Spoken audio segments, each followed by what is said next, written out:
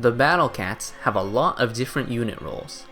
While not officially stated by Ponos, the community has made their own groups which categorize units differently based on their stats and mechanics. Meat shields have their low cost, fast cooldown, and purpose of dying so that other units live. Backliners typically have long range and are supposed to do sustained damage to enemies, where keeping them alive is your priority. Rushers have fast speed and are meant to quickly do damage to one or more targets of the player's choice. These are just a few of the most common and most well-defined roles in the Battle Cats, which you probably know well about. However, there are also more niche roles in Battle Cats which aren't really widely agreed upon, like support units. One of the less obvious roles that I do think gets misunderstood a lot is actually the tanker role. Despite being a mainstay of many other games, from ability shooters to strategy games to MOBAs, tankers in Battle Cats can be confusing to understand due to not being explicitly listed by the game. Many players don't know how to properly assess their strengths and weaknesses, as well as what their purpose is. So today, let's look into the tanker role in the Battle Cats, and see how to both analyze and use them properly. Let's start off by defining what a tank is, since Ponos doesn't give roles to units themselves. According to Wikipedia, tank characters deliberately attract enemy attention and attacks, potentially by using game mechanics that force them to be targeted to act as a decoy for teammates. Since this requires them to endure concentrated enemy attacks, they typically rely on a high health pool or support by friendly healers to survive while sacrificing their own damage output.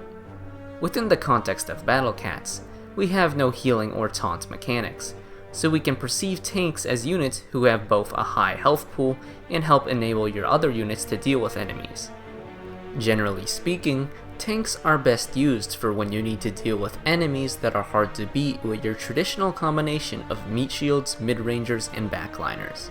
Some enemies have high range and can juggle cat units with rapid attacks, like Professor A and Kamel, and tanks can be used to get in and interact with these enemies. On other occasions, a stage can be filled with lots of annoying chip damage that juggle to your regular attackers, and tanks can be useful then as they won't be disrupted by chip damage. Tanks tend to perform best when there's a medium level of damage on the field. If there's not much damage going on at all, then tanks aren't really necessary due to your regular attackers working more efficiently, and if there's too much damage, then your tanks tend to be shredded.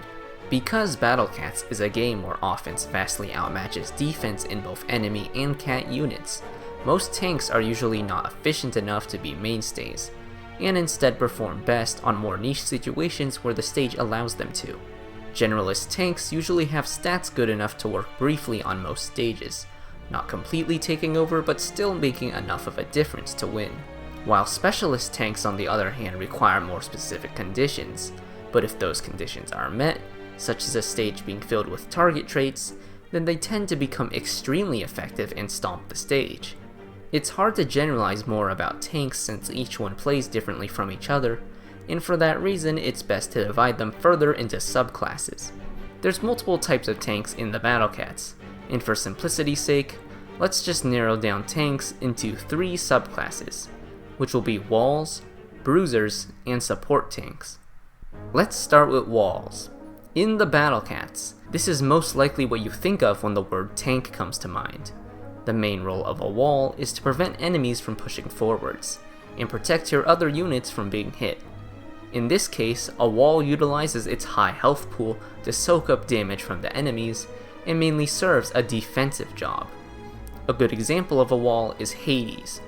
At level 50, Hades has 675,000 HP, increased to 810,000 with HP talents. He also has slow and knockback immunity, making it hard for the enemy to prevent him from frontlining. With a low knockback count of 2, this makes his endurance 405,000, making him great for walling off enemies. On Inferno Floor 46, for example, his knockback immunity allows him to stay in place while Wawa and Gokuraku attempt to knock him back, allowing the player to maintain distance while fighting instead of letting Dabu chip down your base. By preventing enemies from pushing forwards, Hades fulfills his job as a wall in this scenario. While Hades does do decent damage, around 11,000 DPS at level 50 without attack talents, it isn't what's important for making his role as a wall function. All a wall needs to work is health and staying power, and because Hades has both, he can be a great wall in a lot of stages. Walls don't always have to be as big and powerful as Hades though. Green Shellcat is another wall with 162,000 health at level 50, and stops in place after attacking for over 4.5 minutes. He has lower health than Ubers and instead a shorter cooldown, but that doesn't stop him from being a great wall. Although you can't have him tank everything in a stage, Green Shell can still wall off certain enemies and protect their own units temporarily. In a stage like Wrath of the Doge Lord, Green Shell can keep wall while stuck at his base, allowing you to easily rush cheese the stage. He's a great wall for cheesing a variety of stages, like Floor 41, Iron Sand Beach, or Ashes Just Ahead. Aside from cheesing, Green Shell's role of a wall is more temporary. In a stage like Adherence to Virtue, Green Shell can temporarily stop Soractes for a brief moment, and although it doesn't last more than a few seconds, reducing Soractes' pushing power temporarily can be very valuable in that stage. While Hades is a tank that can be a wall, some people consider Green Shell as both a wall and a meat shield. Technically speaking, meat shields can act as walls, or even tanks themselves. Wikipedia even classifies meat shields as something similar to tank. Your erasers are intended to be used solely for tanking enemies and protecting your units, as are even one-shot meat shields like Manic Mohawk. Although because these units typically don't accomplish what a traditional high-health tank does in Battle Cats, we usually refer to them as just meat shields, and they don't come to mind when we're thinking of tanks. Your cat base is also technically a wall, but I think Lucas IV did a very good job explaining this topic in his own video, so I won't say much here and you should go check that out if you're interested. But anyways, that was pretty much what the wall subclass is in the Battle Cats, and if you're familiar with walls in other games, it should be pretty easy to understand. Walls are best used when traditional defensive options, such as meat shielding, aren't effective. They can be great against certain stages or enemies, but usually struggle if a stage has too many mixed enemies or too much frontline DPS. The next subclass I'll talk about is the Bruiser subclass of tanks, these being units with both high health and the capability to dish out large amounts of damage. Bruisers typically serve an offensive role, either to use their bulk to eliminate certain targets, or to generally deal damage when there's a lot of chip damage on the field. A good example of this is KG. At level 50, KG has 156,000 health and 9.5k DPS, with a Strengthen that boosts his damage by 100% below 50% health.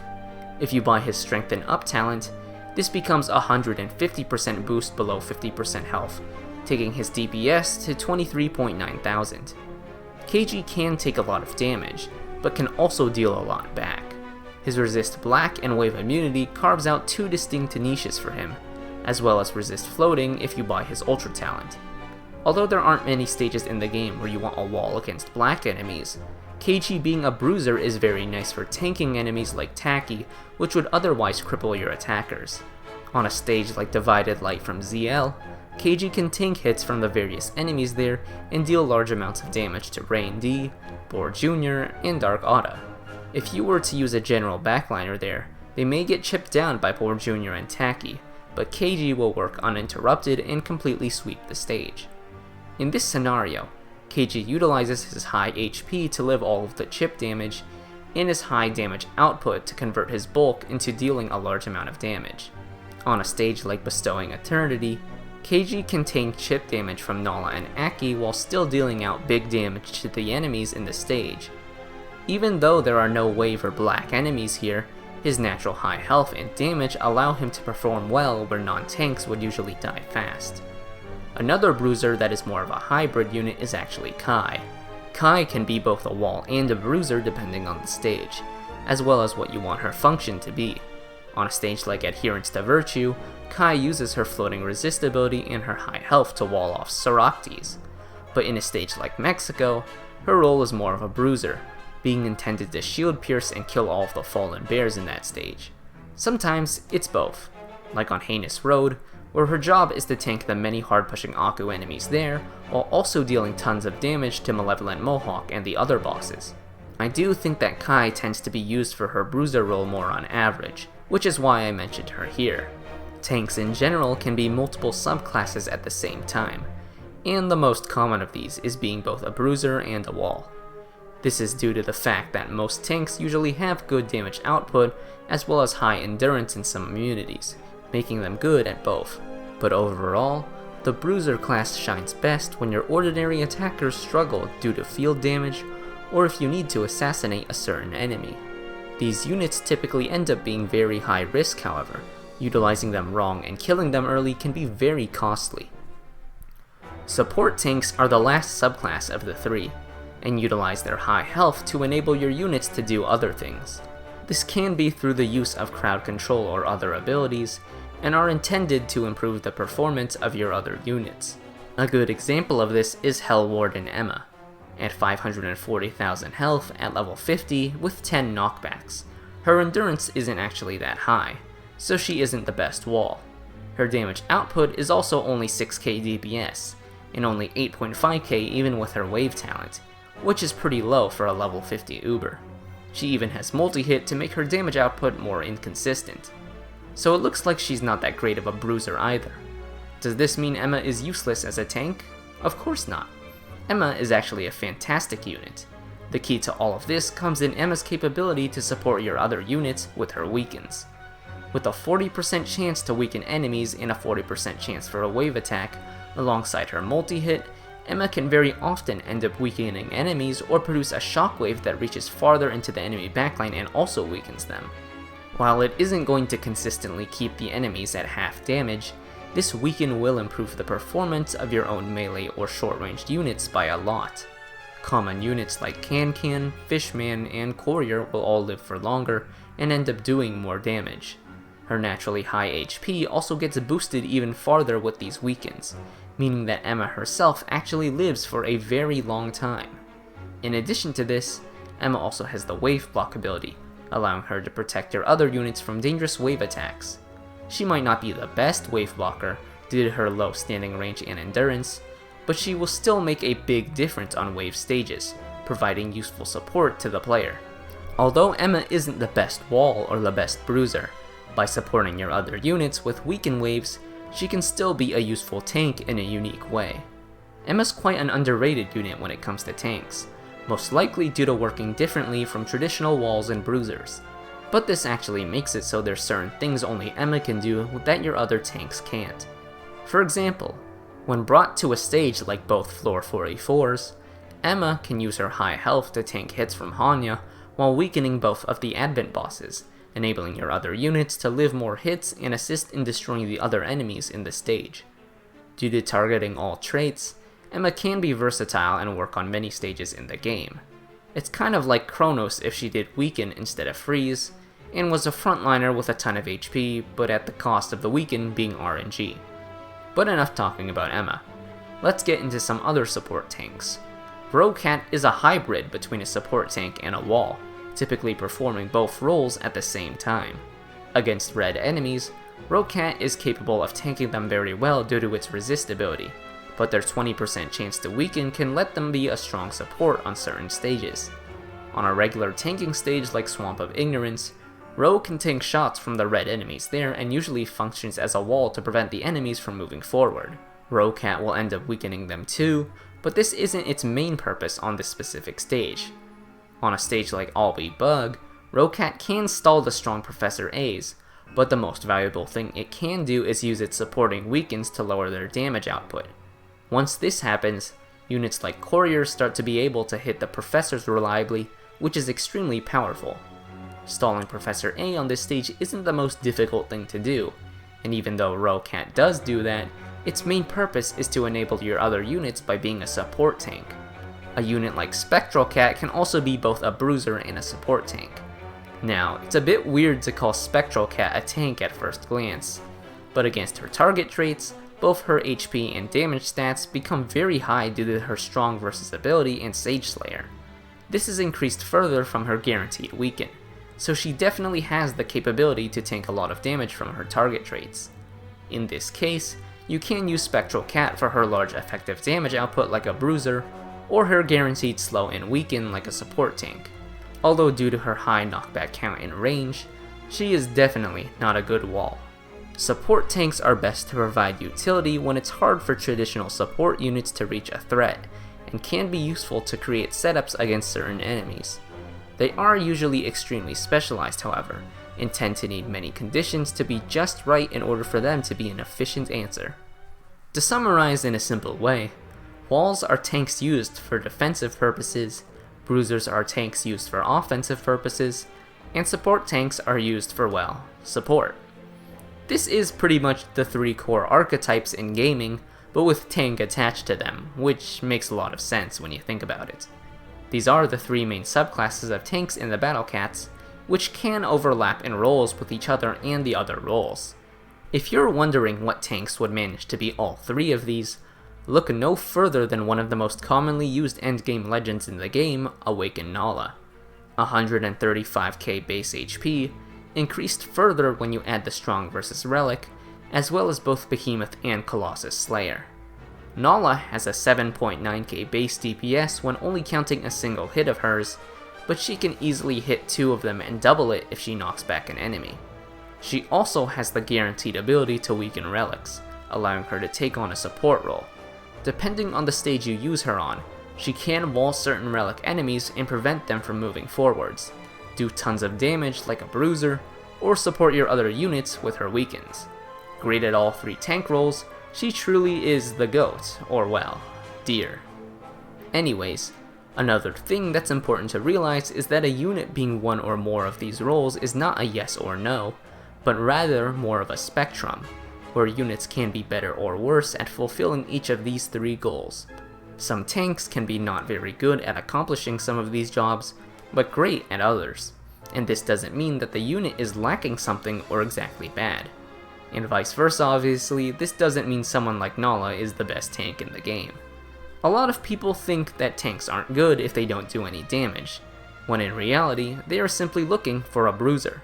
Other people only want a tank to frontline and prevent enemies from moving forwards, and those people are simply looking for a wall. No subclass of the tank is inherently better than another, and all 3 can be incredibly useful given the right scenarios. Though I can see where this bias comes from, as a lot of the powerful ultra forms typically become bruisers with simple stat inflation, giving the units a large amount of health and damage, which helps them accomplish this role's main goal. I think that when judging whether a tank is good or not, you should make sure to understand how good it is at each of these 3 goals, as if you need every tank in the game to be a bruiser wall hybrid, then you'd be undermining a lot of powerful tank units in this game. But hey, this isn't the first game where everyone wants damage over everything else. Let's talk a bit about some common misconceptions that I see about tanks. The first is that range on a tank is strictly a bad thing, and that having 400 range on a tank like Babel actively hurts him. This is actually the complete opposite, as having more range on a tank can be great for versatile play.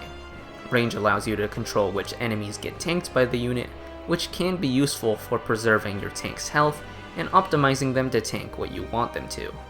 For example, you can have Babel tank mid-ranged red energies while having shorter ranged units protect him from chip damage caused by Sir Rels or Doge Darks.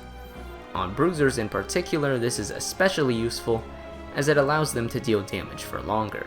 If you bring Kai to Mexico to try to kill the fallen bears, protecting her from Gabriel Chip allows her to live for longer and kill more of the bears there. This also ties into the next misconception, which is that you don't need a meat shield if you already have a tank in front. Meat shielding can still be useful to preserve extra health on your tank, and avoid unnecessary chip damage. For example, if I'm using Cat Machine on Albi Bug, even though he can tank the red enemies in that stage very well, I'll still end up sending Manic Erasers when Relic Doge is alive, because they can absorb hits that would otherwise do a lot of damage to Cat Machine. When no such threat is on the field, then you can stop spawning extra meat shields in order to save money, but overall meat shielding to protect tanks is a pretty underrated and good strategy. You might look at Hades' giant health pool and think he doesn't need any extra protection, but for every Manic Eraser that dies protecting him, that's another 25,000 or more effectively added to his health pool. Doing this allows tanks to feel a lot more tanky than they would otherwise. So if your tanks are feeling like they don't have much health, I'd recommend trying to do this. It's like how other games typically support tanks with healers, except Battle Cats has no healers, and instead we're having smaller tanks take hits for the bigger ones. With all of this in mind, we now can tell whether or not a unit is good at being a tank, but how about judging how good a tank is as a unit overall? This mainly comes down to two things. The first being the aforementioned how good the unit is at fulfilling the main goal of the three subclasses, and the second thing being how valuable the unit is when compared to other common role replacements the player might have. Tanks can become unnecessary or outshined by other units if they happen to fulfill the same role as them, where the other unit is doing more on top of it. This applies for any role in the Battle Cats, but tanks are pretty susceptible to it. A good example of this is that the value of an anti-angel wall is not as valuable as other trait walls due to the existence of Ramen. Ramen Cat is an incredibly strong angel meat shield that needs no introduction, and with its incredibly effective walling power against angels, great general stats to be used well on other mixed stages, and not much that counters it, this makes it hard for another angel tank, like Hanasaka for example, to be very desirable. Although Hanasaka does have a giant amount of health against angels and can tank them very well, because it doesn't really provide too much more than Ramen already does, and because Ramen is the overall stronger and more versatile unit, Hanasaka can be seen as undesirable even though it does pass the test as a competent angel wall. Hanasaka's walling power isn't really sought after here, so the value brought to the player from Hanasaka comes down to its other attributes, such as the freeze and conjure it has. And if those aren't particularly valuable traits either, then well, Hanasaka simply isn't that good of a unit. Here's another example, but with a different outcome. Cat Machine is a very strong hybrid tank that can be used against red and alien enemies. Rorow Cat is a common super rare anti-red wall that has great effective HP against red enemies, and can even weaken them. Now, because Rorow is already great at walling red enemies, does this mean that Cat Machine is not useful against red enemies? The answer to this is that Cat Machine still remains useful due to a variety of factors. For one, he has the knockback immune ability, which means against an enemy like red energy, Cat Machine is able to wall them much better than Rorow Cat is. And second of all, Cat Machine also has his hybrid role as a bruiser, allowing him to be used to kill specific red enemies whereas Rorow doesn't do much damage. If you need to kill a Professor A fast, Cat Machine will do a better job at it than Rorow due to his role as a bruiser. Although due to their support ability of weakening red enemies, Rorow can combine with other units like Courier to deal a lot of damage. But we don't know the full context of the stage to know if that will work or if we have the slots to bring the extra units. So yeah, it looks like even if you do have Rorow Cat, Cat Machine can still be a very useful red tank, for both his ability to wall enemies with the knockback ability, and his bruiser role to deal damage while tanking red enemies. We of course know that Cat Machine also has his alien and wave blocking niche, but when just measuring the desirability of his red tanking ability, it still comes out satisfactory. In both of these examples, I compared an easier to obtain gacha unit to an Uber, but I also chose to compare a cheaper, faster cooldown and lower commitment tank to the larger Uber option. Generally speaking, overly specialized tanks will tend to struggle with mixed stages if there are dangerous enemies that don't fall into their target traits, and for these it's safer to use the cheaper and lower risk alternative. If a stage is mixed with angels and other traded enemies, Ramen may find success while someone like Hanasaka would end up taking a beating and be not as useful. The more specialized and more committal a tank is to use, the harder it is to find good applications for them. This is why the least specialized and least committal tank in the game is Manic Eraser, which is pretty much used everywhere, while something like Cat Machine is more specialized and risky, instead having a few moments where he performs exceptionally well. Even though these units are more niche, within the context of the full game and the meta, there are certain unit roles that aren't easy to fill, and having certain tanks do these jobs that none of your other units can do is valuable. I will say though, this sort of competition disproportionately affects walls due to having clashed with the Meat Shield class, and because Ponos hardly ever releases low commitment bruisers and support tanks.